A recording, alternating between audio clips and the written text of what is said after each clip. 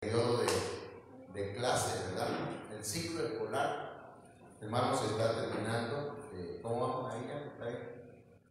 Acabo de poner, voy a ver si aparece. Sí, ok.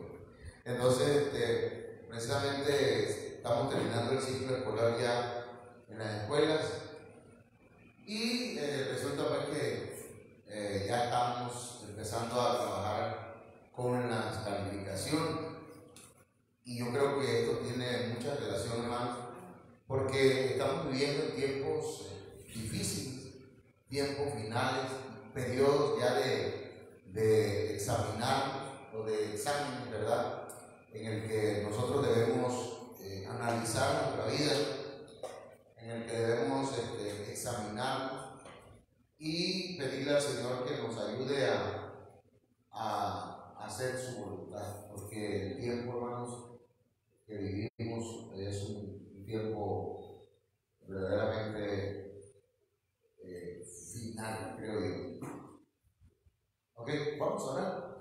Padre, en el nombre de Jesús, esta mañana te agradecemos por esta oportunidad que nos das de compartir tu palabra. Gracias. Yo te ruego que tu Espíritu Santo nos ministre. Dame una palabra que sea apostólica, profética, evangelística, pastoral y magistral. Háblanos, Señor, conforme a tu voluntad. Que la palabra que hablemos, Señor, traiga bendición, nos haga reflexionar, pero más que reflexionar, nos haga accionar, Señor, y tomarnos de tu mano para servirte en el nombre de Jesucristo. Amén. Gloria al Señor. Bien, hermanos, acá está el tema calificado. Vamos a entrar al tema. Voy a tratar de ser claro, aunque estoy un poquito oscurito de la piel, pero vamos a tratar de ser claros. Quiero que veamos una línea de tiempo en los acontecimientos de lo que estamos esperando que ocurra a nivel mundial de acuerdo a la Biblia. Lo primero que esperamos, hermanos, que ocurra, ¿verdad?, se llama pretribulación. La pretribulación son 5 meses, hermanos, en el que el Señor va a estar tratando con la humanidad, y luego de eso vienen 3 años y medio de tribulación y 3 años y medio de gran tribulación. De aquí, hermanos, a este punto son 7 años con 5 meses aproximadamente. No es si alcanza a ver porque tenemos aquí unos detalles con él. Entonces, pero aquí vamos a tenerlo. Miren. Pero allá en la parte de arriba, lo que estamos esperando, hermanos, que ocurra, hablando pues bíblicamente, es la parucía. Parucía, ¿qué es parucía? Es la venida secreta de nuestro Señor Jesucristo. El Señor Jesucristo en la primera venida tuvo etapas. La primera etapa fue secreta, porque primero hubo anuncio, ¿verdad? Denme más o menos una idea de lo que estoy hablando, a ver si me estoy explicando. ¿Qué fue lo primero que ocurrió antes que el Señor viniera? El ángel Gabriel le anunció, ¿verdad?, que vendría el Señor Jesucristo, que nacería pues de una virgen. Y entonces se anunció con tiempo. Pero luego viene la manifestación secreta. Nace el Señor, ¿en dónde? En un pesebre, en un lugar allá en secreto. Y a lo único que se les dice del nacimiento del Señor es a los pastores, ¿verdad? Y también a Zacarías y también a Elizabeth, hermanos, los cuales vieron al Señor en el templo, pero todavía era de manera secreta. El Señor va a venir otra vez, hermanos, de manera secreta, y se llama parucía. Esa palabra parucía es la palabra bíblica, la que se ocupa pues en el original griego para referirse a esa parte o esa primera parte de la segunda venida de Cristo, que es la venida, ¿qué? Secreta. En la venida secreta del Señor, esa va a ocurrir, hermano, no sé si se alcanza a ver la flecha, pero es una flecha así, ¿cómo se llama? Como escondida, porque como es secreta. Entonces, en esta parte de aquí va a ocurrir. Quiere decir, hermanos, que puede ocurrir en cualquier momento. Puede ocurrir en cualquier momento, pero es secreta. Esa venida secreta, hermanos, van a ocurrir varias cosas, pero por lo pronto quiero que veamos lo siguiente. Va a ocurrir en esa parucía, en esa venida secreta, la episinagoge o episinagoge. ¿Esto qué es? Esto es, hermanos, la reunión de toda la iglesia. Y cuando se habla de iglesia se refiere a todos aquellos que han creído en Cristo, que le han entregado su corazón al Señor. Va a ser la reunión de la iglesia en torno a Cristo. Aquí está mal escrito, a Cristo con C mayúscula, con una expectativa. Toda la iglesia va a estar ahí.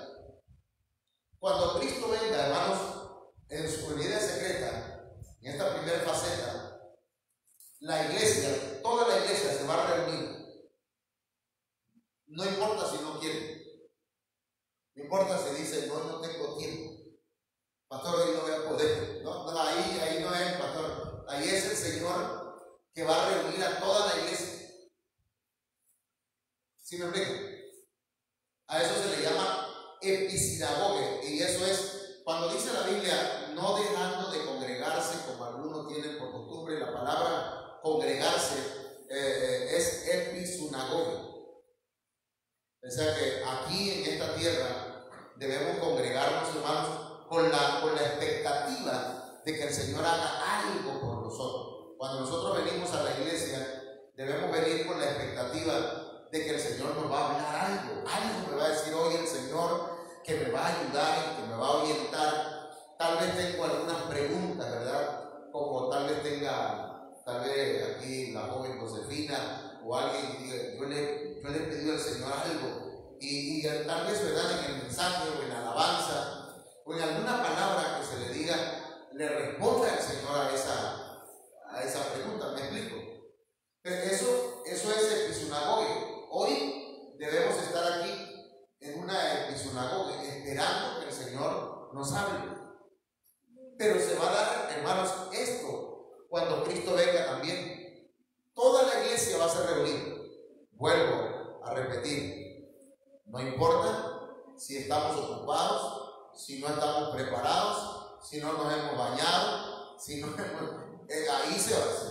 Todos van a ser reunidos. Hay citas bíblicas que ya hemos dado, que ya hemos enseñado con esto. Ahí mismo en la parucía, hermanos, se va a dar también el bimá de Cristo. ¿Qué es bimá? Estoy ocupando palabras que son pues del original, pero bimá, hermanos, es el tribunal de Cristo. ¿Qué es un tribunal? Va a ser un juicio. Es decir, que ahí, hermanos, se va a llevar a cabo el juicio, pero ahora el juez va a ser Cristo. Va a ser Jesucristo, pues. ¿Entienden? Es en el tribunal de Cristo. Ahí, hermanos, unos van a ser aprobados, como una palomita, le van a decir, ok, tú estás aprobado. Y estos que sean aprobados van a ser galardonados. ¿Qué cosa es un galardón? Van a ser premiados.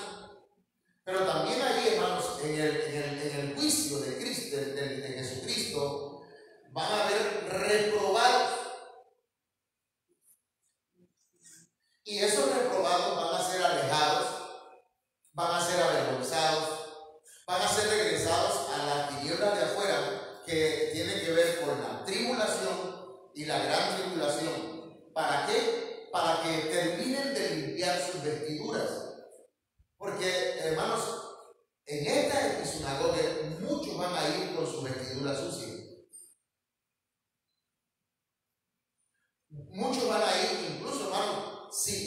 vestiduras todas manchadas y arrugadas. Otros no, otros por estar diariamente, ¿verdad? Limpiando sus vestiduras, porque diariamente están confesando sus pecados, diariamente le están pidiendo perdón al Señor, diario, a diario. Y cada vez que cometen un error, una falla, van y le dicen, perdóname Señor, te fallé. Y entonces es limpiada la vestidura. Pero eso se debe hacer constantemente. Sin embargo, algunos no acostumbran eso, no lo practican. De manera que cuando el Señor venga, muchos van a ser llevados ahí con las vestiduras sucias. Por eso es que es importante la humildad delante del Señor. Por eso es importante humillarnos delante de Él y reconocer nuestros pecados. Cerrar, hermano, nuestro corazón o hacer duro el corazón y no reconocer nuestros pecados, eso no nos beneficia. ¿Cuántos me están entendiendo hasta aquí? ¿Sí se entiende, hermano? ¿Sí? ¿Está claro? Entonces resulta pues que en esta reunión vamos a pasar a un juicio. Unos van a ser aprobados y otros van a ser reprobados. A eso se le llama calificados. Van a ser calificados. Ahora, cuando alguien es calificado, hermano, ¿de quién depende la calificación? Del maestro. Bueno, ok, los maestros ponemos ciertas calificaciones, pero también vemos las evidencias que los niños, por ejemplo, en este periodo, las evidencias que mandan. Y entonces el celular lo tengo lleno de evidencias, de trabajo de los niños, videos, audio, fotos que me mandan de sus trabajos. Entonces, hermanos, son evidencias. Y esa la paso a la computadora, a mi computadora la paso y ahí la guardo, porque con eso yo voy a calificar. ¿Me entienden? Entonces, hermanos, de acuerdo a la calificación que obtengan, van a ser aprobados o reprobados, y aquí en lo espiritual va a venir lo que ahí se va a dar, el arrebatamiento, porque hermanos, estamos hablando en términos bíblicos, ¿verdad? En la parucía se van a dar estos puntos. El arrebatamiento es lo siguiente, esa palabra es arpazo, y los aprobados, los maduros, serán arrebatados hacia las bodas del Cordero. Entonces ahí es donde se ve la brechita. Eso es lo que la doctrina pues que enseñamos, lo que nos dice la palabra del Señor. Entonces, esto es importante que nosotros lo tomemos en cuenta. Amén. Es necesario tomarlo en cuenta, hermano, porque, gracias, con permiso. Bueno, entonces, ¿ya tenemos esto listo? Entonces es necesario, ¿verdad?, que nosotros nos preparemos. Ok, vamos a pasar a lo siguiente.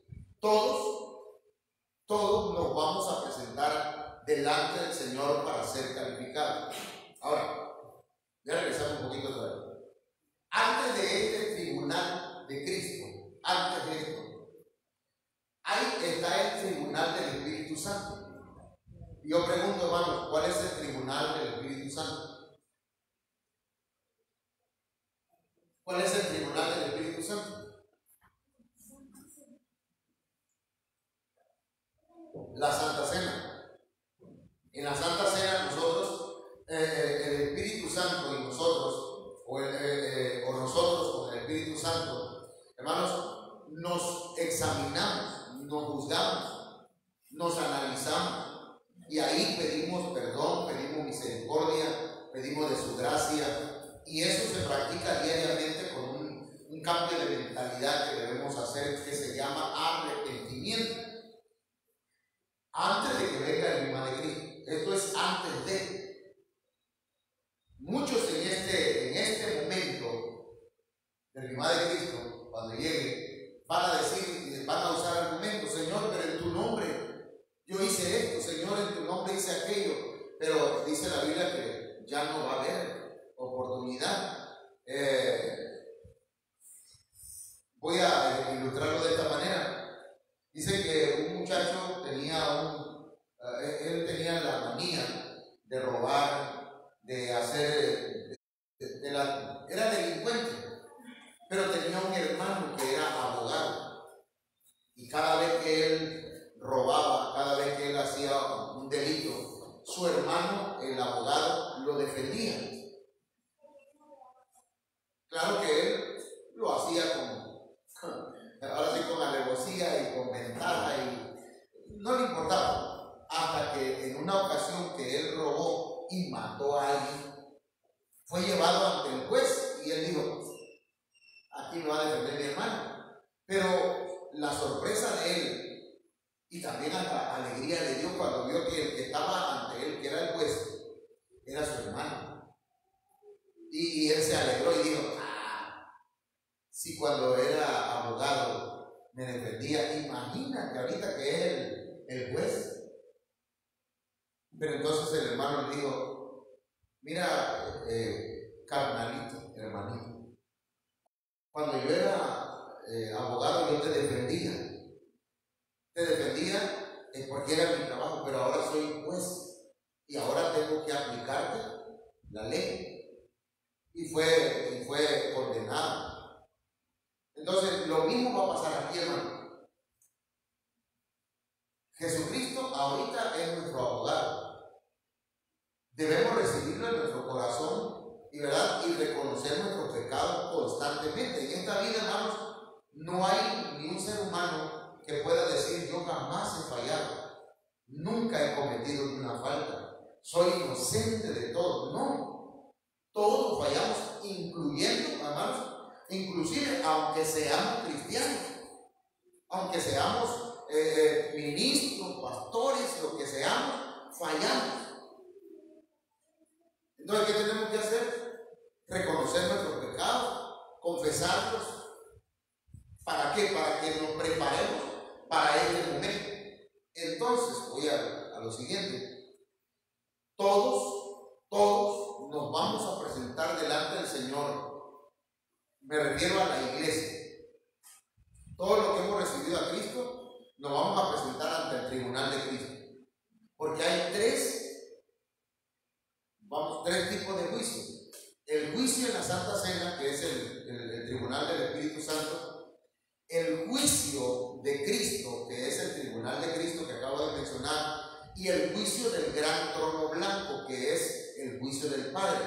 Ahí se van a presentar todos aquellos que han pecado y que no se arrepintieron. Y el que no esté inscrito en el libro de la vida será lanzado al lago de fuego. Eso es lo que dice la Biblia. Pero en el tribunal de Cristo toda la iglesia se va a presentar. ¿Para qué? Para ser aprobados o reprobados. Ok, entonces, hermanos, la Biblia dice en 2 de Timoteo capítulo 2 verso 15: procura. ¿Qué significa procurar? Intenta conseguir. Va junto. ¿Entiendes? Procura con diligencia. Esa palabra diligencia es con esfuerzo, con prontitud. Procura con diligencia es haz lo mejor que esté de tu parte. Procura con diligencia, dice, presentarte a Dios. Es decir, intenta conseguir con esfuerzo, lo más rápido que puedas, lo mejor posible, comparecer, mostrarte delante de Dios. Dice este verso: aprobado. Lo que está entre paréntesis es lo que dice el diccionario acerca de esa palabra. Sí, lo que está afuera es lo que dice la Biblia. ¿Ok? Entonces, ¿qué es lo que nos quiere decir? Que debemos procurar entonces, hermanos, esforzarnos, intentarlo. Hay gente que no intenta, que ni lo intentan. Dice, no, yo soy malo, de plano, yo no voy a salvar, yo de plano voy a ir al infierno. Ah, bueno, pues si así lo creen, pues que así sea, ¿verdad? Pero dice, procura con diligencia, esfuérzate, presentarte a Dios aprobado. Es decir, que el Señor te acepte, que seas auténtico, que seas realmente lo que dices que tú eres. ¿Me entiendes? Es decir, tú eres hijo de Dios, eres hija de Dios. Procura a presentarte delante del Señor como un hijo auténtico de Él. Los hijos, pregunto, ¿los hijos cometen errores, sí o no? Entonces, el que cometas errores no te hace perder la autenticidad. ¿Ya? No te hace perder el que sea, que deje de ser hijo de Dios. Pero mucha gente no quiere creer esto. Pero entonces, hermanos, el Señor dice aquí en este verso que debemos entonces intentar luchar, esforzarnos, hacer lo mejor posible para que cuando nos presentemos delante de Dios seamos nosotros aprobados. Y entonces aquí se usa una palabra, aquilatado. ¿Y qué cosa es aquilatar? Ahorita lo vamos a ver. Aunque antes de eso dice como obrero que no tiene de qué avergonzarse. Fíjense que hablamos que muchos van a ser avergonzados delante de la presencia del Señor, ante el tribunal de Cristo. Entonces, ¿qué tenemos que hacer para no ser avergonzados? Procurar, esforzarnos, hacer lo posible, man. No te des por vencido. Me da tristeza que haya gente que se da por vencido rápido y dice, no, yo, la verdad, no, es más, ni voy a la iglesia mejor. ¿Para qué? Ahí van los que de verdad son. No le crea eso son, ahorita vamos a hablar de ese espíritu, porque es un espíritu, es un demonio, el Señor lo reprenda. Pero dice, como obrero que no tiene de qué avergonzarse, que usa bien la palabra de verdad. Pero donde yo quiero centrarme es en esto. Aquí se refiere no solamente a los ministros, se refiere a todos aquellos que le servimos al Señor. Ok, ¿está claro aquí, verdad? Sí, está claro eso. Ok, pasamos acá a lo siguiente. ¿Qué es aquilatado? ¿Qué es lo que yo quiero que veamos? Aquilatado, hermanos, es determinar o juzgar con cuidado y minuciosidad. Esa palabra no me salió, minuciosidad. El valor, la importancia o la trascendencia de una cosa. O sea, que hermanos, cuando lo que nosotros debemos hacer es procurar presentarnos delante de Dios con un valor, ¿sí? Que el Señor determine y juzgue en nosotros, hermanos, que verdaderamente tenemos un valor, ¿sí? No sé si eso es lo que usted está entendiendo aquí. Que para nosotros es importante nuestra relación con Él, que es trascendente la vida cristiana. Bueno, vamos entonces a pasar acá. Miren, Primera de Juan 2:28 dice, y ahora, hijitos. Esa palabra hijitos, hermanos, aquí en la Biblia viene de la palabra tecnión. Y esa palabra tecnión se refiere a infantes, a gente inmadura. Y mire cómo le habla con cariño el Señor. Nos habla a nosotros, pues yo me quiero meter ahí también porque no crea que soy tan maduro que digamos. Nada más lo que es maduro es el cabello. Pero acá dice, hijitos. O sea, infantes, inmaduros. Permaneced. Es decir, perseveren. vivan en Él, permanezcan en Cristo, no se aparten, permanezcan, manténganse unidos a Él. ¿Me entienden? Y luego dice, para que cuando se manifieste, eso de manifestarse, hermanos, tiene que ver con, no estoy, oye, checa si se escucha bien ¿se escucha bien ahí? Amén, ¿sí? Okay. Como que no. Para que cuando se manifieste, ¿quién? El Señor. Tengamos confianza. Claridad dice el diccionario, franqueza. Y luego dice, para que en su venida, y esa palabra venida, hermanos, es la palabra parusía, para que en su venida, en su parusía, en su venida secreta, no nos alejemos de Él avergonzados.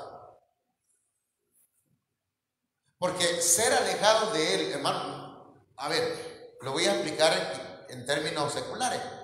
Un niño que su mamá le hacía lonche todos los días, imagínate, Josefina, de lunes a viernes, su huevito, todas las mañanas se levantaba y le daba sus 20 pesos para la escuela, y allá va el niño todos los días, y a la hora del recreo también llegaba la mamá a llevarle pozol, y todos los días, de lunes a viernes, hermano, para que al final, cuando va a presentar examen, le diga el maestro, su hija o su hijo no pasó año. Ay, para mí esa es una desgracia, hermano. Una desgracia, porque la señora ¿cuánto invirtió? ¿Cuánto dinero gastó? ¿Cuánto dinero? Nada más, hágale cuenta si en una semana gasta 100 pesos, nada más en darle dinero, aparte de la comida. Póngale 200 pesos.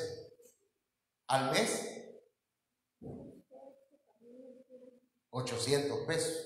Hablando en términos económicos, aparte del esfuerzo, y súmelo por los meses de clase. Quiere decir que la señora invirtió, gastó, y que al final le diga, su hijo no se esforzó, no le echó ganas y perdió el año. Es una desgracia. Por eso el Señor dice aquí, hijitos, permaneced en Cristo, para que cuando se manifieste tengamos confianza, para que en su venida no nos alejemos avergonzados. No nos alejemos de Él avergonzados. Es decir, ¿quiénes van a ser avergonzados? A ver, ahora sí le voy a pedir que me responda. No. Yo espero que nosotros ninguno. ¿Quiénes van a ser avergonzados? Los reprobados. Los reprobados, porque hay aprobados y reprobados. Entonces, ¿quiénes van a ser los avergonzados? Los reprobados. Imagínense, hermano, de pronto, José de la Luz Pérez Arias, ya casi José de la Luz Arias, presente, pásele por su diploma y por su certificado de 6º año.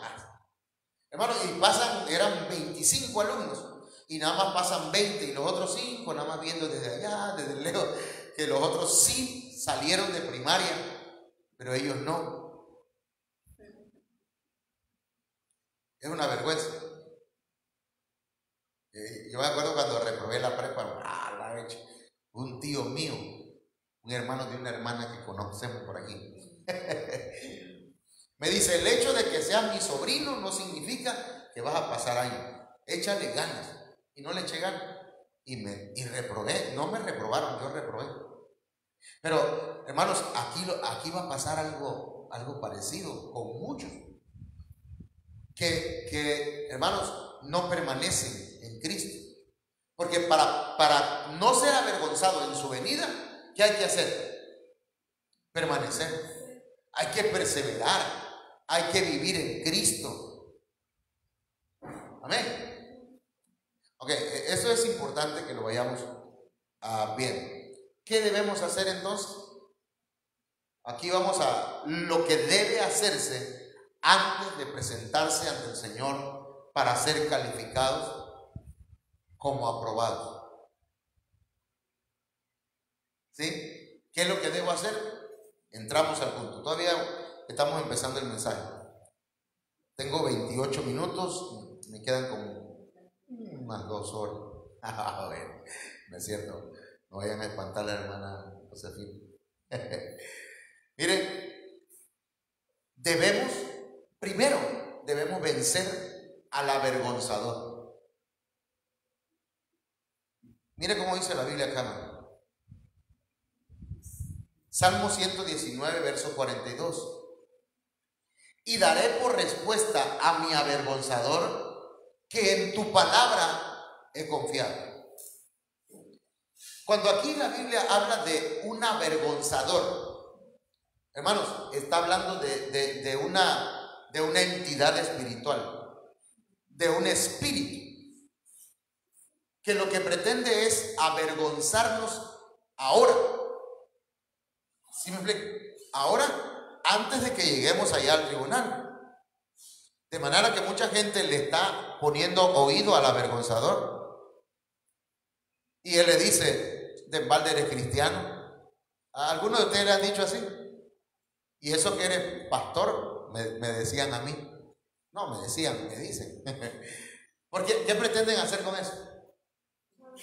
Avergonzarte. Claro, a veces el enemigo nos avergüenza porque nosotros metemos la pata.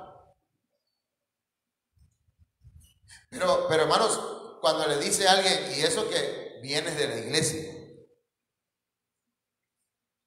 ¿cuánta gente deja de asistir al templo porque le ha fallado el Señor? Porque se avergüenza. ¿Quién lo avergüenza? No, es que el pastor dijo esto. No es cierto, pues. Si el pastor lo que está aquí es para predicar la palabra y enseñarla. Pero el avergonzador es un espíritu que hace, hermanos, que la gente sienta vergüenza, pero no se arrepienta. Por eso es importante que nosotros, hermanos, confiemos en la palabra del Señor. Porque ¿cómo vamos a vencer al avergonzador? Confiando en la palabra del Señor. Hijitos, si alguno ha pecado entre vosotros, abogado tenemos para con el Padre, a Jesucristo, el justo. Si alguien pecó, acérquese confiadamente ante el trono de la gracia de Dios y va a encontrar oportuno socorro, va a encontrar perdón, misericordia. Le van a dar otra oportunidad. Pero el avergonzador dice, no, ya lleva tanto tiempo y le ha fallado al Señor y Dios no te va a... Pero mire, se lo voy a poner de esta manera. El avergonzador actúa junto con el acusador. ¿Y quién es el acusador, hermano? Satanás. El diablo es el acusador, ¿verdad? El avergonzador actúa junto con el acusador, pero se le vence confiando en la palabra del Señor. Amén, hermano. Se le vence de esa manera. Entonces no debemos darle pie al avergonzador. Y nosotros tampoco, hermanos, ni ser acusadores, ni ser avergonzadores. ¿Me entiendes? Es decir, saber de qué equipo somos. Porque a veces, hermanos, mire, a veces nosotros, y yo digo que tal vez a veces nosotros nos vamos al bando del equipo contrario y metemos autogol. ¿Ah? Y avergonzamos a un hermano. ¿Y desde cuándo no, hermano? Tiene tiempo que no viene, y le empiezan a avergonzar al hermano que tiene rato que no venía.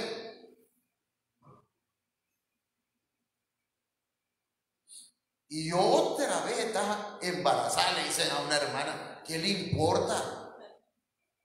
Sí, porque avergonzando a la gente.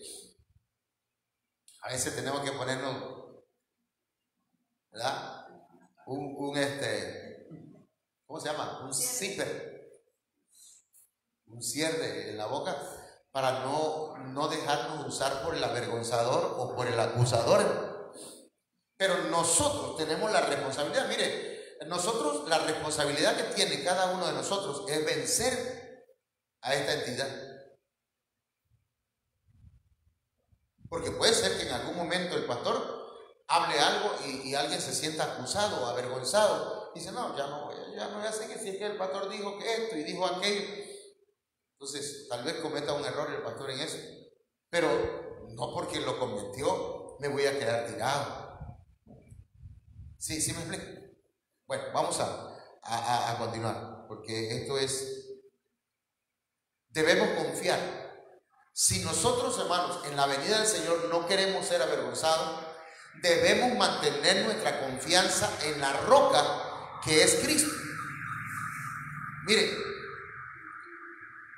Romanos 9:33, como está escrito, he aquí pongo en Sión piedra de tropiezo y roca de caída. ¿Y quién es esta roca?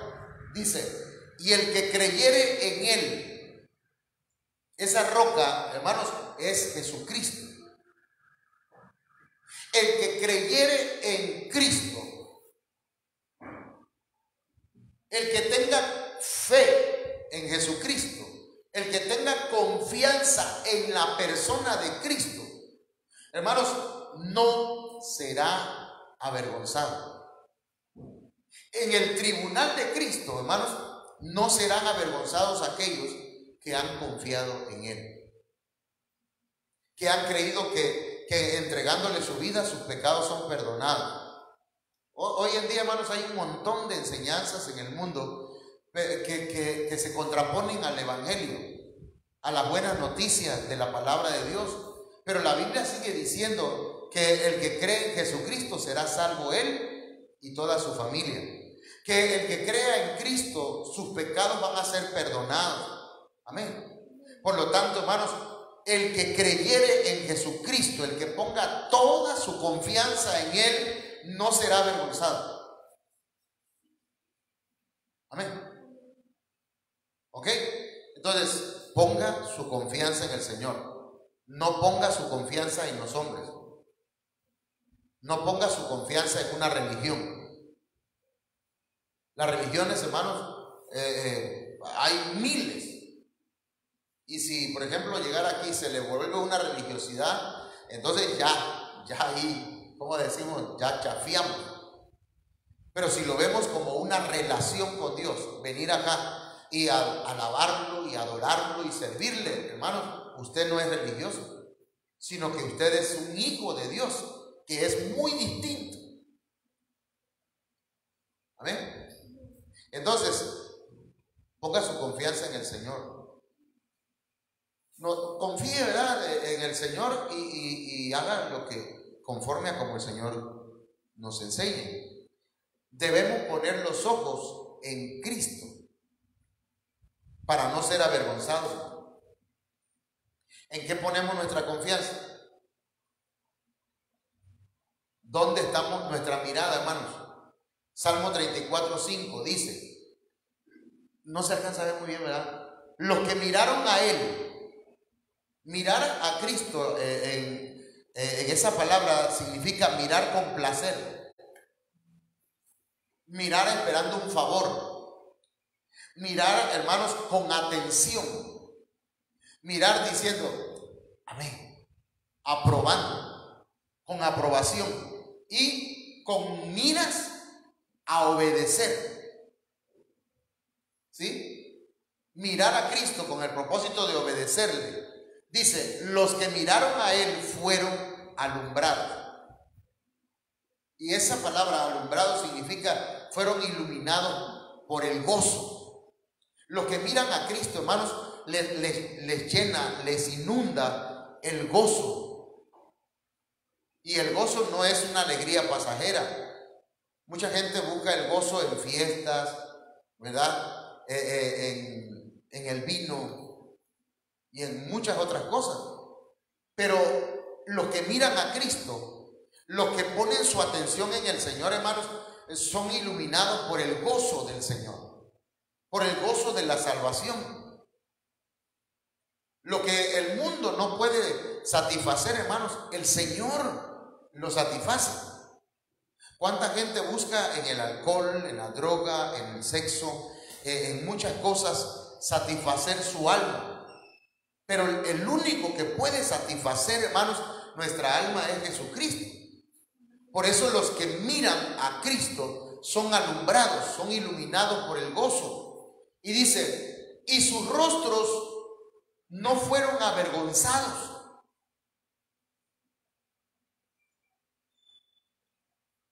Amén, hermano. ¿Qué debemos hacer entonces? Mirar a Cristo, como lo hizo Moisés, que puso su mirada en el autor y consumador de la fe, que miraba a Dios como si lo estuviera viendo visiblemente, ¿verdad?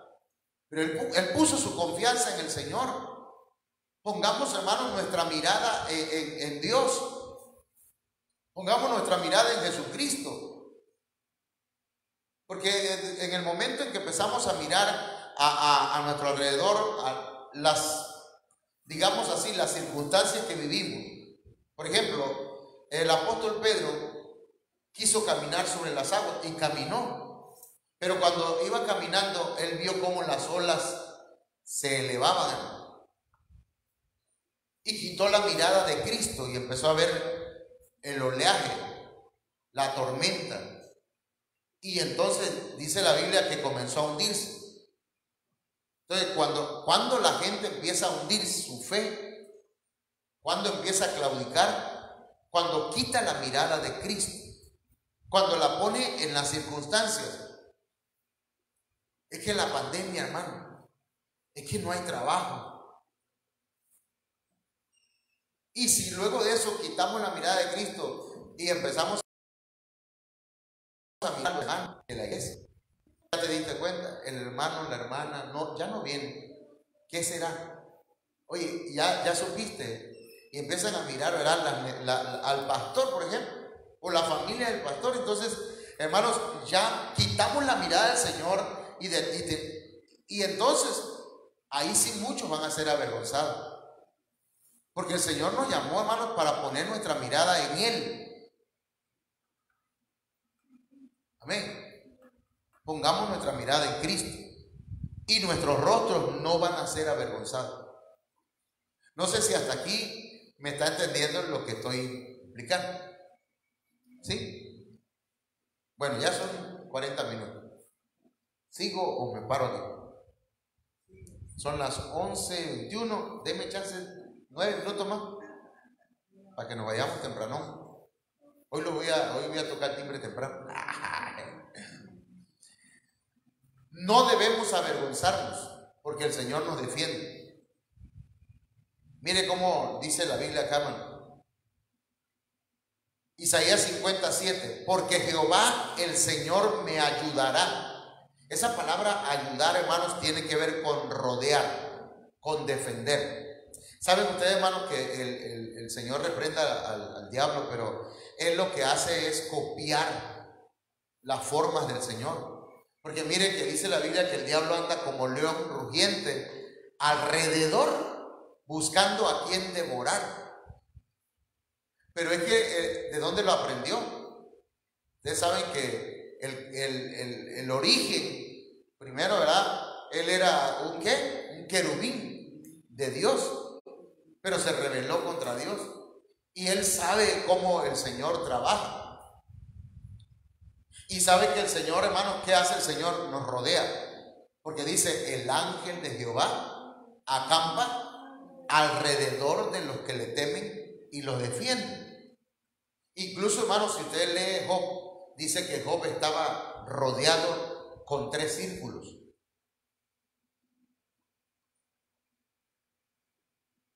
Lea Job capítulo 1 y ahí va a encontrar, hermanos, que le dice Satanás al Señor, pues, ¿cómo no te va a servir Job si ha rodeado su vida, su familia y sus pertenencias? 3 círculos tenía el Señor alrededor de Job. El Señor nos ha rodeado. Si te está yendo bien en tu persona, Dios ha rodeado tu vida. ¿Me entiendes? Te ha rodeado y te defiende. Te está yendo bien en tu trabajo. Amén. Te ha rodeado de bendición. Tu familia está rodeado. Entonces, ha rodeado a él. ¿Sí me estoy explicando? Jehová el Señor me ayudará, me rodeará, me defenderá. Y dice, por tanto no me avergoncé, no me perturbé, no me confundí. Y dice, por eso puse mi rostro como un pedernal. Es decir, que no me di por vencido. Endurecí mi rostro ante las circunstancias, ante los problemas, me mantuve firme. Y dice, y sé que no seré avergonzado. No voy a palidecer, no voy a ser desilusionado cuando me presente delante de Él, porque he confiado en el Señor, porque Él es mi ayudador. Él me ha rodeado, Él me defiende. Es mejor que el Señor nos defienda, hermano, y no que nosotros nos defendamos solitos. Porque a veces nosotros nos queremos defender. Cuando alguien habla mal de usted, ¿qué dice? Le llegan con el chisme. Ya sabe lo que dijo fulana de tal de ti. ¿Qué dijo? No, que dice esto y esto. ¿Cuándo lo dijo? A ver, vamos a verla. Así que ahorita le voy a... Espérate, deja que el Señor pelee por ti. Mía es la venganza, dice el Señor. Él dice Isaías, porque Jehová el Señor me va a defender. Deja que Él te defienda. Porque a veces cuando nosotros nos defendemos podemos meter la pata. Si yo me defiendo de todo lo que dice, algunas cosas tal vez sean ciertas, tal vez otras no. Pero ¿para qué me voy a defender? Mejor reconozco mis pecados, mis errores. Y Señor, aquellos que ya están exagerando, pues ahí te lo encargo. Hazte cargo tú de eso. Porque yo no quiero ser avergonzado cuando llegue delante de ti. Y sé que no seré avergonzado. Imagínense, hermano, llegar delante del Señor y en el tribunal nos digan, tú te defendiste solo y empezaste atacaste a fulano y ese ni tenía nada que ver, como cuando la mamá se enojaba, ¿no? O el papá se enojaba con alguien que había hecho algo. Ven para acá, y agarraba cinturonazo a uno y de ahí agarraba todo. Contra todo la agarraba. Y el otro ni había hecho nada. Entonces, a veces, ¿verdad? En ese afán de defendernos, podemos atacar a personas que son inocentes, que no tuvieron nada que ver. Entonces, hermanos, y que el Señor nos diga ya, te defendiste y atacaste a personas inocentes. Y mira, ahí están ellos, porque también eran cristianos, son hijos míos. Entonces, hermanos, dejemos que el Señor nos defienda. Debemos ser purificados de la soberbia. Y aquí le voy a cerrar para que no... Miren, me llama la atención este texto, me deja así pensativo, porque dice, en aquel día no serás avergonzada por ninguna de tus obras con que te rebelaste. Es decir, la palabra rebelarse, fíjese que tiene que ver con apostatar. Apostatar es alejarse, es rebelarse contra Dios. Pero dice, no serás avergonzada por ninguna de tus obras con que te rebelaste contra mí. ¿Alguna vez se han rebelado contra Dios, hermano? No, es una pregunta que no la tiene que responder, pero yo creo que sí, alguna vez lo hemos hecho.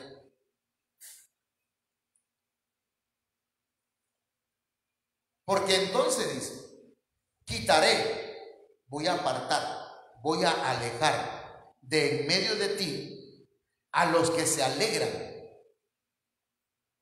es decir, a los que se divierten y a los que se regocijan en tu soberbia, en tu arrogancia, en tu braveza. Que yo soy bravo, pastor, yo sí soy yo. Eso es arrogancia. Y dice, y nunca más te ensoberbecerás o serás altanero en mi santo monte. Pero analizando este texto, hermano, aquí habla de que el Señor va a alejar de nosotros la soberbia, de nuestra persona primeramente. El Señor quiere alejar de nosotros la soberbia, incluso a gente soberbia, porque dice: quitaré de en medio de ti a los que se alegran. ¿Para qué quieres amigos soberbios? Pregunto. ¿Para qué quieres una relación con gente soberbia? Hablando de, vamos a decir, de noviazgo, matrimonio, amistades, trabajo, incluso en la iglesia.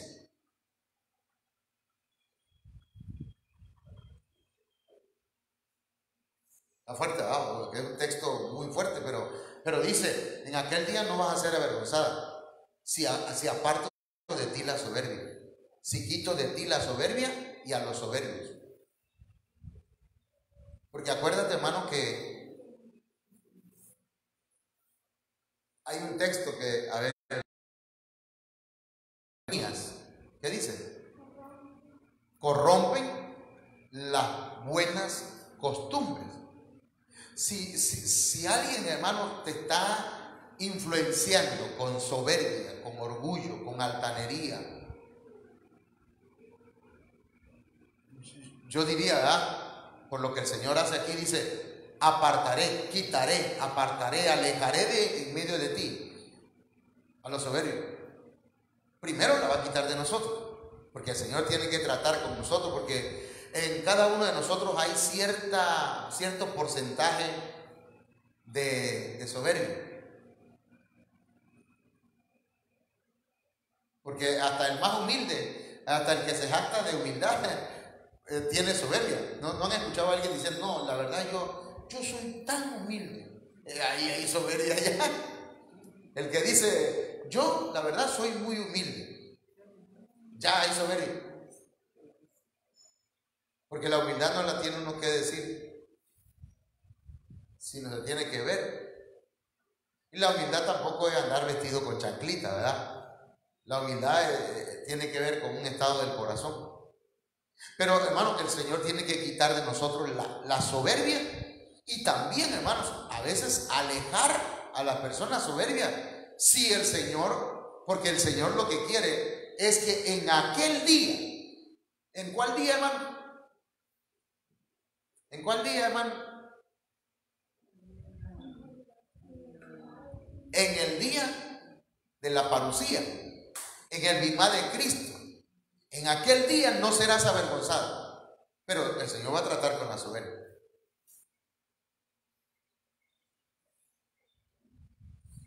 Así que si hay amigos o personas que se van alejando de usted o de nosotros, está bien, ¿verdad? Oye, ¿qué te pasó? Ya no te hemos visto, ¿ok? No, ¿yo qué voy a hacer? La soberbia, hermano. Señor, trata con esa soberbia y quítala, Señor. Pero ¿y si no se la quita? Sino que más se aferra a la soberbia. Pues, como decía don Ramón, Rondamón, decía: bueno, con permisito, como dijo Monchito, ¿verdad? Yo me voy a alejar un poquito porque quisiera yo mejorar en mi vida, en mi relación con Dios. Entonces, hermano, esto es necesario. Hay varios textos, no lo voy a, falta todavía ¿verdad? Debemos mantener nuestra esperanza. A ver si lo tengo acá. Debemos obedecer. El clamor también, hermano, a nosotros nos prepara debemos atender la palabra. Puros textos, hermano, que hablan acerca de esto, de este tema. Así que yo voy a invitarle para que vamos a ponernos de pie, hermano, y a pedirle al Señor que nos ayude, que esta palabra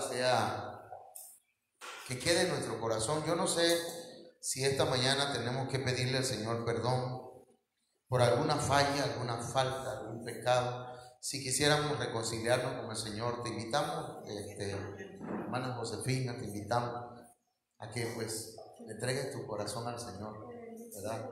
Tal vez ya anteriormente has escuchado la palabra de Dios, pero hoy el Señor te vuelve a hablar, ¿verdad? Para que le entregues tu vida.